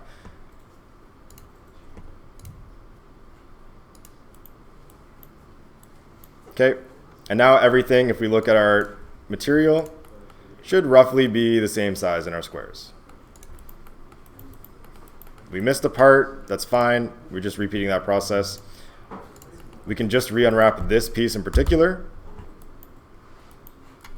and then select everything and redo that part. So same thing, average, pack.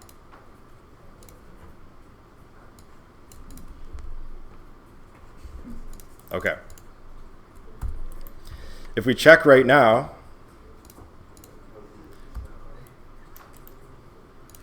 we can calculate our 2D. It's going to tell us that we're only using 70% of the texture space, which is not good. And our density is 4.5 pixels per centimeter, which is very high. It's fine for demonstration purposes because I've only done like a third of the model, right? We'd normally have a lot more pieces to work with, and those tiny pieces like the nuts and bolts would fill these holes. For now, though, we're just leaving it like this, and we'll move on to the next part. We'll fix any UV issues that come up. For now, this is fine. So I'm going to take my new low poly. That is the base, the front wheel, the rear wheel, the low, and the second arm. And I'm just going to export this. File, export, as an OBJ, not an FBX. I think I talked about why I use OBJs before, but they're just mesh data, and we're just working with mesh stuff right now, so this just keeps things simple. Right? I'm going to go ahead and apply modifiers, I'd probably recommend clicking triangulated mesh just for any extra bits that we didn't fully triangulate. But remember, we set up our triangulation, so it's going to use our kind of guides to triangulate. You can disable materials, we don't need that. And then we're good to go. So let's put this on my desktop. And just like everything else, we're going to name this properly. So we're going to name this car jack underscore low. Make sure it's underscore low. .obj. Okay, file exported successfully. Now we can go to our high poly. We're going to grab those same bits.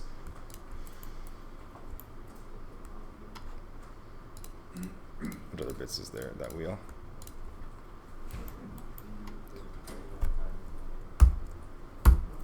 Going to grab those exact same bits from the high poly and export this as an OBJ.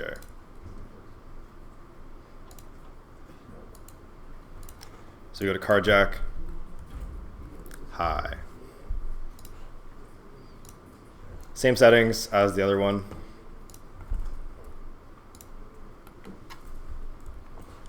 Okay. This process is very fluid.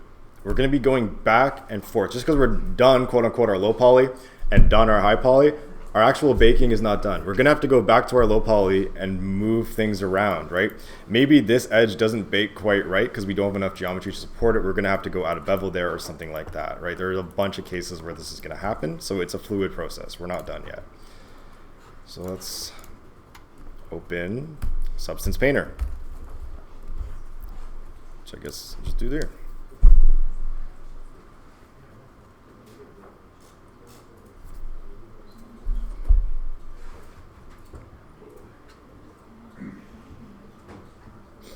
You'll have access to Substance Painter through the school, through Adobe. You can sign in to the Adobe website using your school email, and you'll get access to the entire Creative Cloud, including Painter and Designer, which we'll both need for this semester. Or you can buy it on Steam for like $300 as a perpetual license, which is what I did. The issue is, of course, now I've been using 2020 since 2020 without any updates, but it's more than enough. Within Substance Painter, we're going to go to New. And you'll be set to some kind of thing, more or less. We're just going to go to PBR, Metallic, Roughness, Alpha Blend for now. We'll learn more about that, what that is when we do texturing. Then we're going to choose our resolution. For this prop, I'm going to leave it at 1024 just so it's quick. And we can choose our normal map format. If you're working in Unity, you're going to be choosing OpenGL. If you're working in Unreal, you're going to be choosing DirectX, right? So wherever you bake these, you're going to be choosing that format. In this case, I'm going to pretend this is an Unreal prop. So I'm going to pick DirectX. When I go to select a file, I'm not selecting our high poly. I'm selecting our low poly. We are working on the low poly exclusively. So we pick our low poly, open it up, and here it is. We have our low poly, we have our UVs. If you're unfamiliar with Substance Painter, it's a texturing program where we can then go in and sort of texture our assets however we want. We'll talk more about it when we get to texturing next week, but for now we're just focusing on the baking element. So if we go up to the top here, you'll see a little croissant. That is where we bake. We're going to generate our mesh map. So this is the normal map, the curvature map, all those maps we use for texturing. We're going to set our output size to 1024 just so it matches our actual material size. We're going to go to high definition meshes. This is where we tell Substance Painter, hey, this is the model I want to bake down to my low poly using the UVs you created. You can click this little button here, and Carjack High will pop up. We can open that, and you'll see now both meshes are overlapped on top of each other. I did leave the wheels in by accident on the high poly, but we can change this really quickly by just kind of coming in here, deleting the mirror on both of these and re-exporting. It's pretty fluid process, so just re-export. You see they disappear. Okay.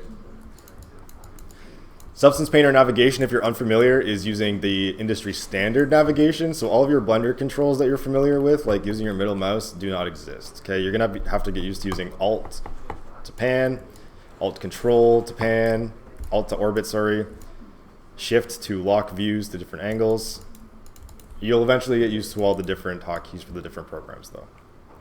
So there are 3 things that we're working with right now. We have the blue, which is our low poly, or our high poly, sorry.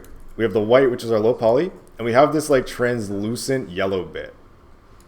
Now you remember when we bake our normals, it's just straight off of every single face, a certain distance. So this yellow thing is what we call the cage, and it's how far away from each face we're gonna bake. It basically inflates the model to let it know, hey, we can bake out this far.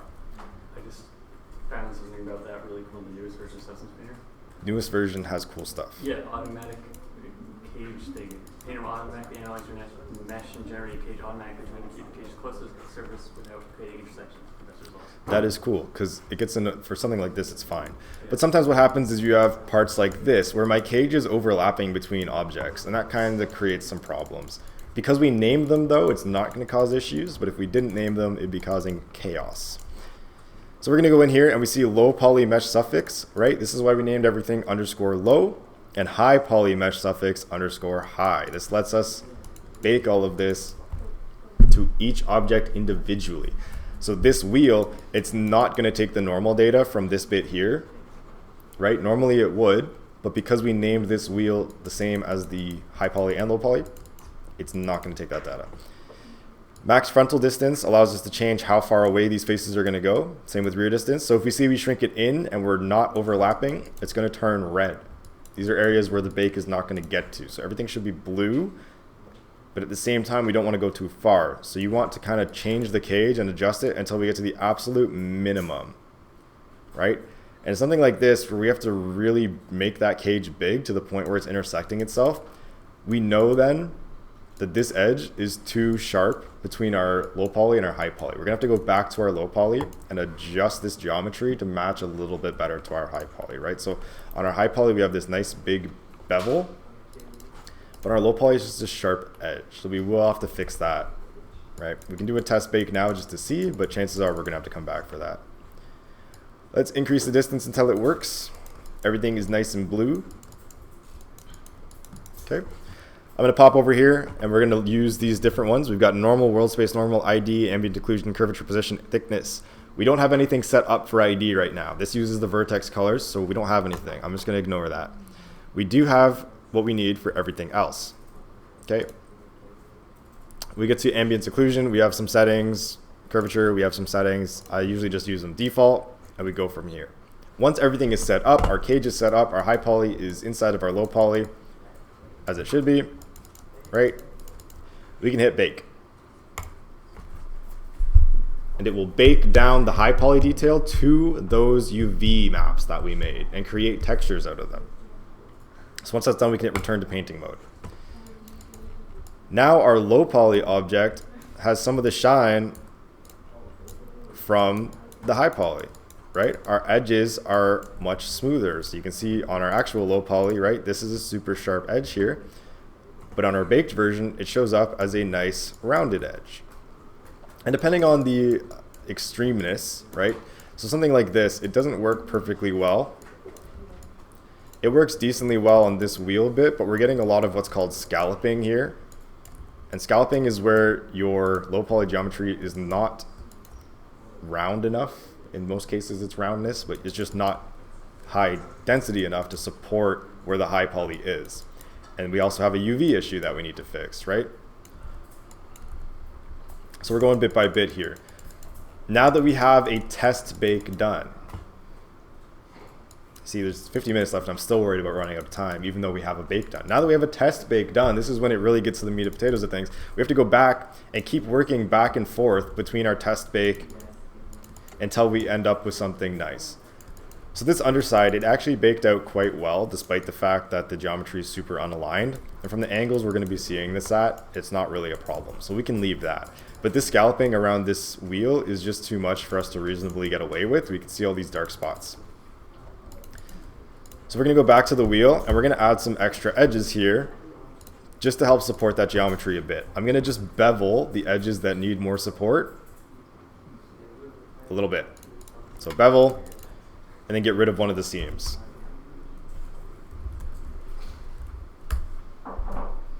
we're going to clear the sharp as well. Same thing on the other side.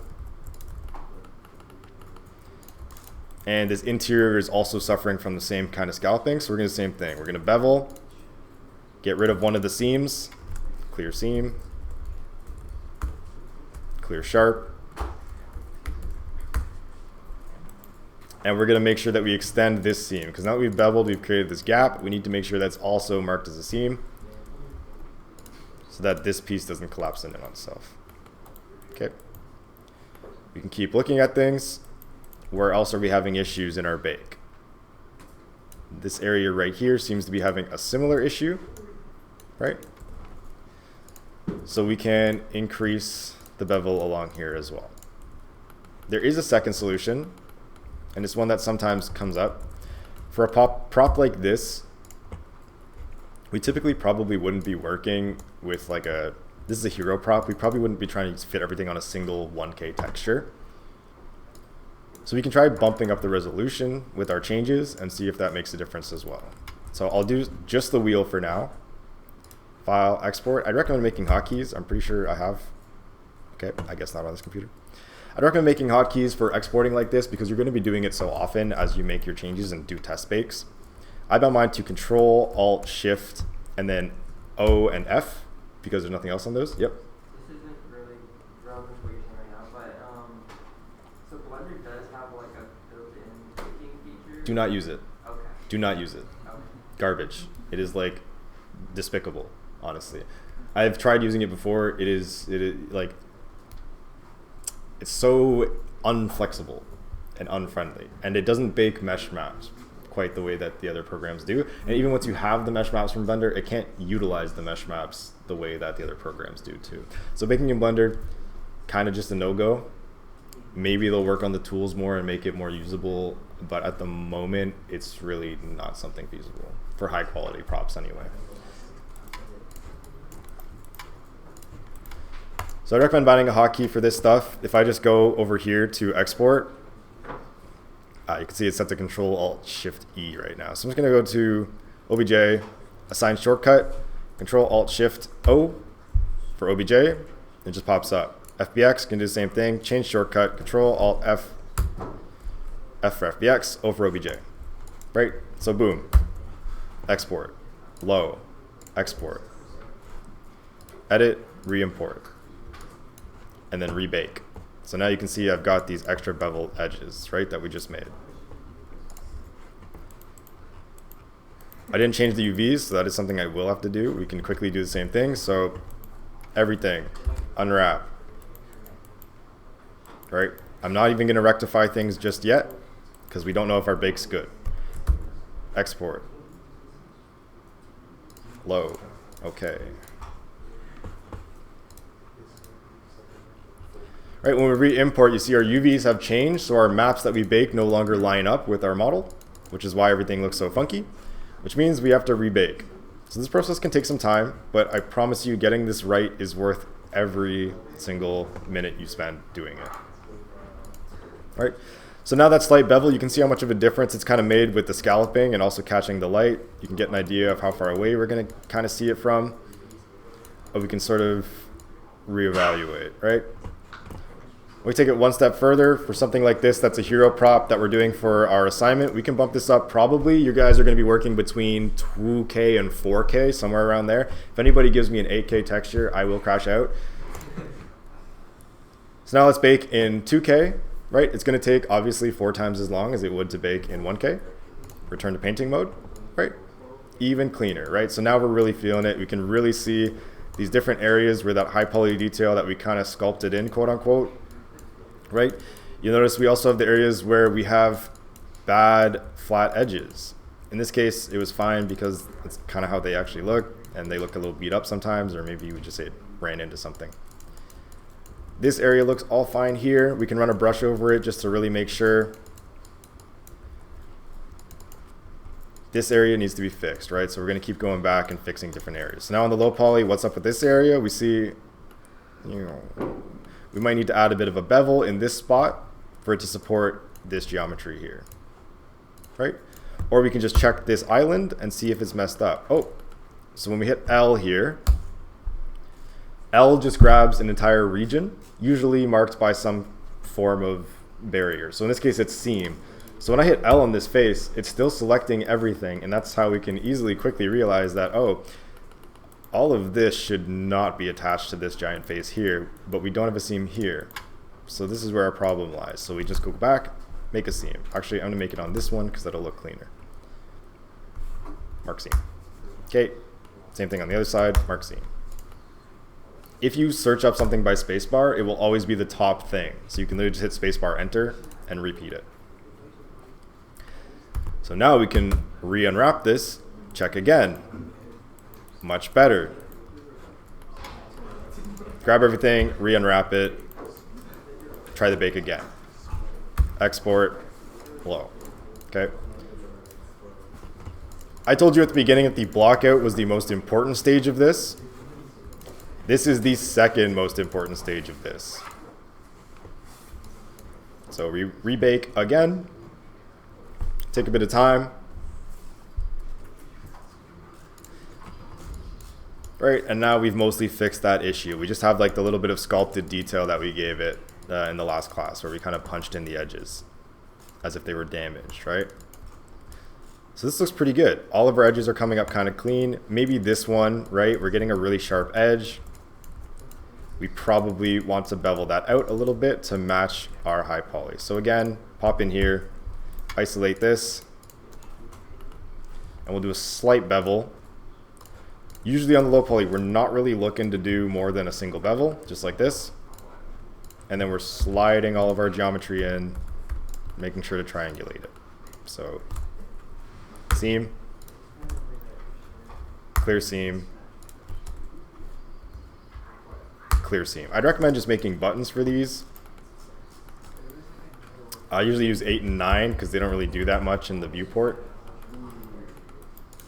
So let's see, clear seam, assign shortcut 9, and mark seam, assign shortcut 8, and now I can just hit 8 and 9. So boom, 9.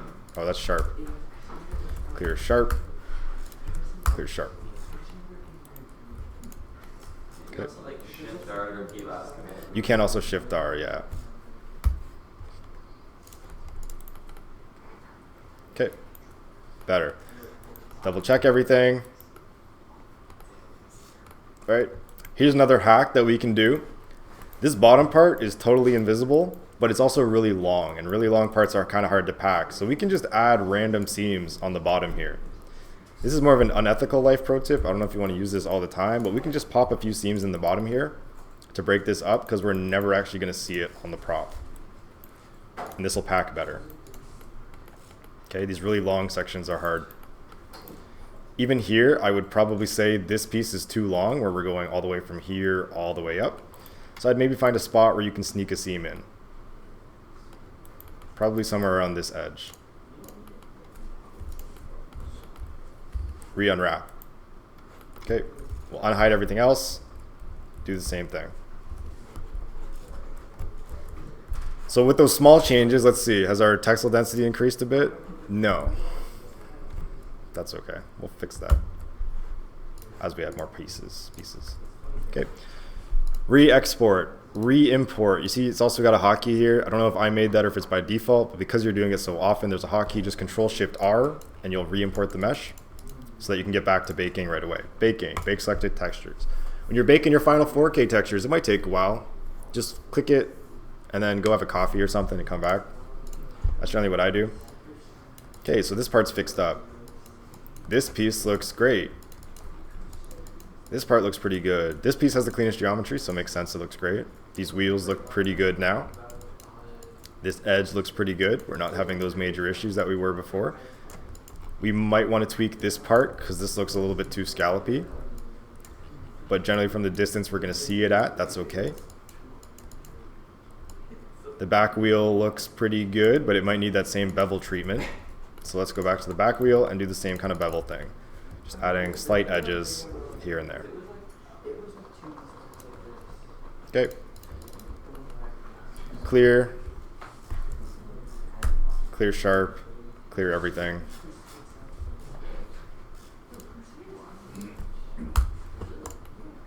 Same thing on the inside. Clear, clear bevel, clear sharp.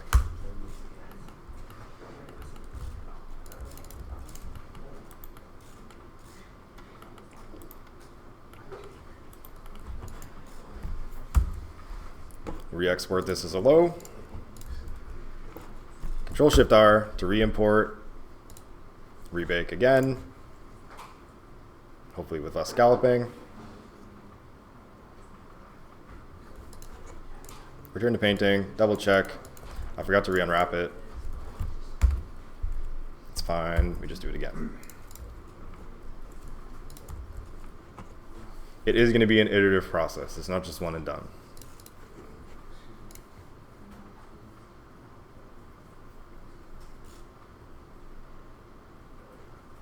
Turn to painting.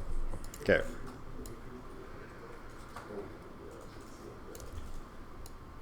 The bevels I made look to be a little bit too small, so we can increase them. But again, that's something that you guys can have to work on bit by bit as you go through your models. So cool. We have a nice looking baked down model. Okay. We could call this a bake scene. So normally what I would do in Marmoset is have a bake scene where we've got like the half, we've only got half a mesh. So texturing it might feel a little bit funky to only texture when there's half of it. We can create a new file and import all those textures, right? But this time we're gonna actually have them mirrored over parts. If I mirror these over now, and we'll set the UV offset to 1, just like we were doing.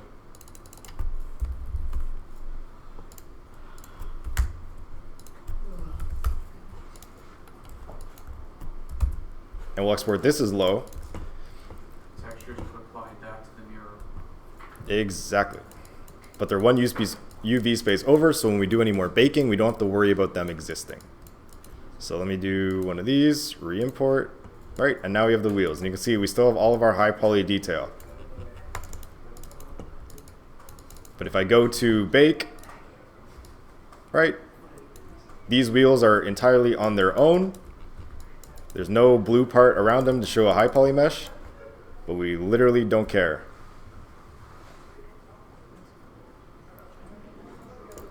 Because none of what's going on here will bake down. So now we still have our nice high polyed edge, and it's just duplicate. So you see if I draw on here now, we get the same thing on the other side. Okay. Here's a cheat code for unique detail. If I'm making a prop like this and I want to save storage space, I can just use the same texture on both of these wheels. But if I do it like this, it's super obvious, right? That it's just a mirror of the other wheel. What can we do instead? Jacob? Yeah. Oh, yeah. Rotate the wheel, as long as it's copied, right? So now we can apply the mirror. Our UVs are still one space over, like they're supposed to be, right? We can grab one of these wheels and just rotate it on the axis a bunch. And now we've faked having new geometry for this part, or new textile space, even though it's identical, right? And you can rotate them in a way that hides it better. Maybe you go full 180 and then it's kind of hard to tell. Or you can do it randomly, right?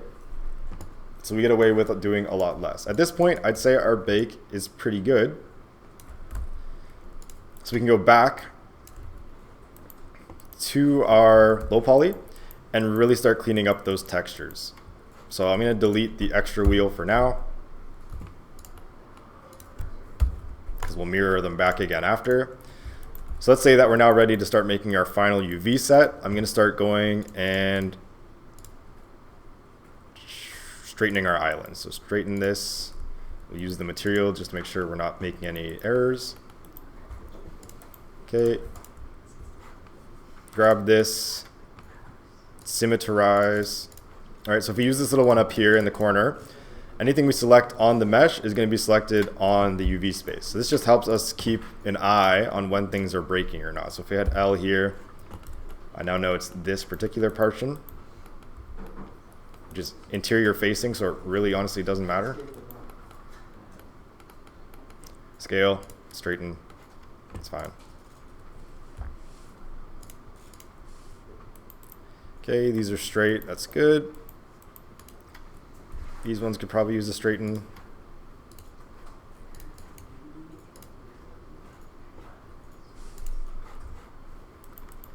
Ones like this are perfect candidates for straightening.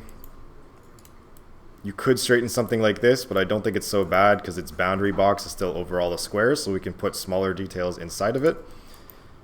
I'm missing a seam somewhere here from my new bevels. Okay. Here as well. That's why I wouldn't rectangular lines. Straighten, straighten. Still missing seams occasionally. I just didn't mirror it.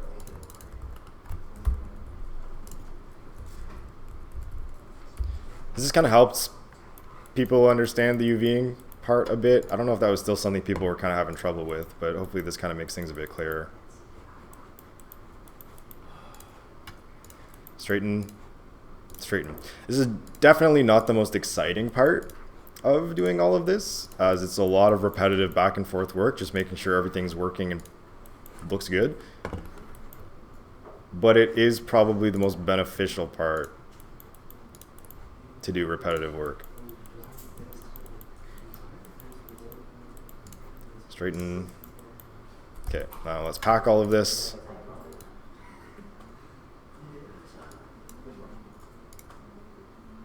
Okay, not terrible. All of our squares are the same size, which is good. Now we can go back and re-add our mirror.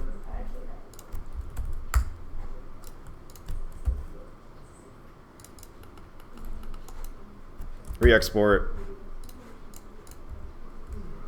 Re-import. And rebake. Something nice that Painter added recently is all brushstrokes are now projection based.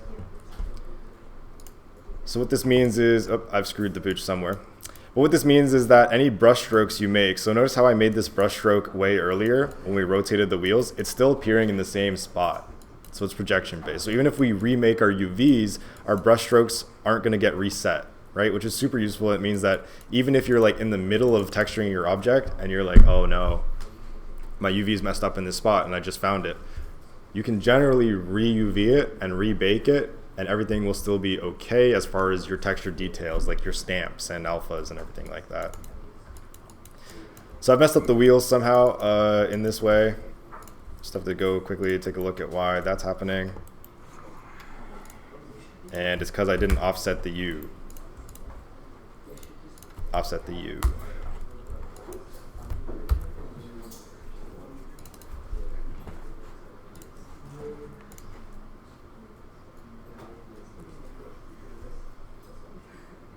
Nope, it's still doing it. Let's see what's going on now. All right, this is part of it too. Problem solving. There's going to be a lot of problem solving. The textures look like they should be okay. Let's see what happens if I get rid of the mirror entirely.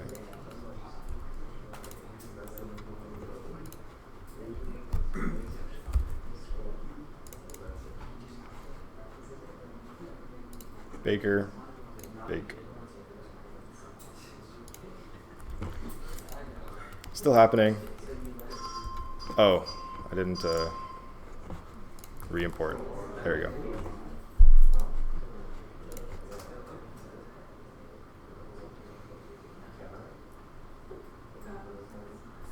Okay. Now let's mirror these back over. I think it's just I didn't re-import the low poly. Mirror, mirror on the wall.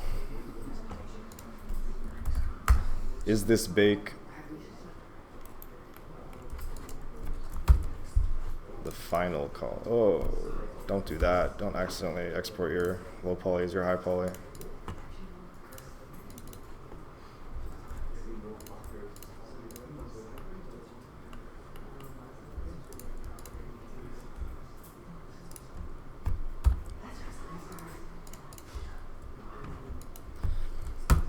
One last time. One last bake.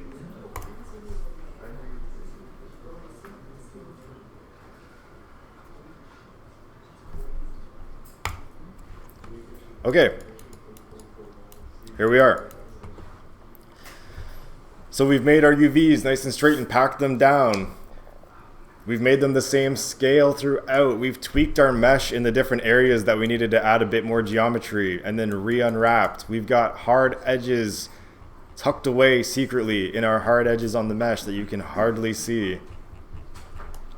And we've got a bunch of mesh maps baked, like the cavity map, that we can then use to generate things like dirt. So if I just come in here, maybe we'll just make a new quick dirt using the cavity mask. So we can add a fill, we can add a black mask, we can add a generator, we can go for dirt, and we can fill in our cavity mask and our curvature mask to create an area for dirt.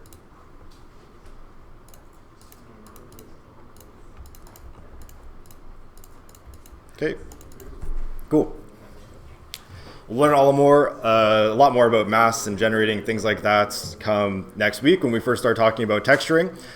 I'd recommend coming next week with some bake finished so that we can actually start texturing these things and getting into some good stuff. Hopefully I'll have a bit more time this week to actually finish up the low poly and get into a nice bake, but we'll see. Sorry, I haven't really stopped to ask anybody if they had questions throughout. So we're just trying to make sure we finish on time. So at this time, I'd like to ask if anybody has any questions about general stuff or what's going on. Does everybody kind of understand that stuff for the most part? I hope to break it down as like bit by bit as possible. There's a lot I couldn't cover in this video / lecture. As we go into it, I'm going to recommend a few extra pieces of content that you check out for this kind of stuff.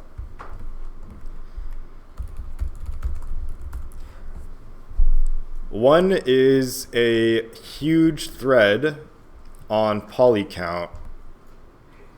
Not this one. And I'll share links for all of these on Canvas. Is it this one? Not that one.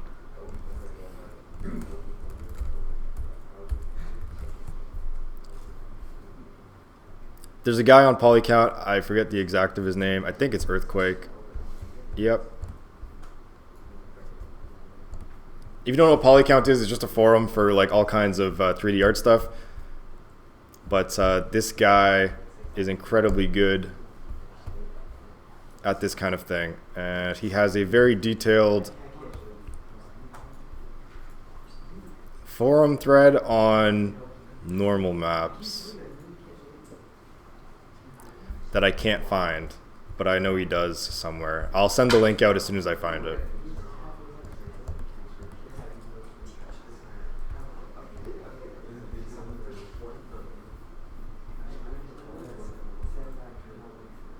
Oh, is it this one?